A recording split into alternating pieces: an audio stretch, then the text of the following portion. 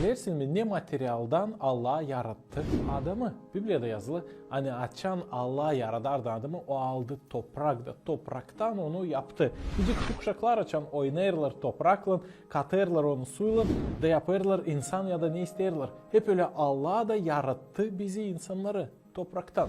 Ama var Biblia'da yazılı tabir iş. Hani topraktan sen alındın adam, toprağa da döneceksin.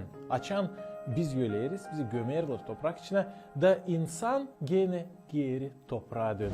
Demek hani hep o elementler hani var toprak içinde, hep o kimya elementleri, hep onlar da var bizim güydemizde. Bu gösterir bize hani Allah yarattı bizi topraktan. Sevgili dostlar, biz varınca inanalım buna, varınca inanmayalım. Ama Allah'ın lafı öyle söyler, hani bilgi de yavaş yavaş anlar hani Allah'ın lafı doğruydu. Ama insan o değil sadece güyde. Biz değiliz sadece toprak, biz değiliz sadece kimya elementleri.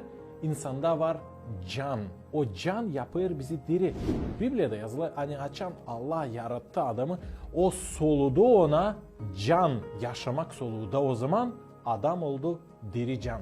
Demek hani yaşamayı, canı insana verir Allah. Zaten o can açan bizim güydemiz yöler da döner geri toprak için karışır toprakla kimya elementleri geri toplanırlar. O zaman bizim canımız ayrılanır güydemizden da gider ölümden sonra yaşamaya. Orada da var yaşamak. Ölüm o değil yaşamanın bitkisi. Ölüm o yeni can yaşamanın çek etmesi. Biblia'da yazılı hani ölümden sonra var cennet hem var gökler. Var Allah, İsus Hristos hem var şeytan. Var iki yer. Kim inanır İsus Hristos'a, kim pişman olur kendi günahlarında da tövbe eder, inanır, ister hani Allah onu affetsin, onu kabul edecekler göklere.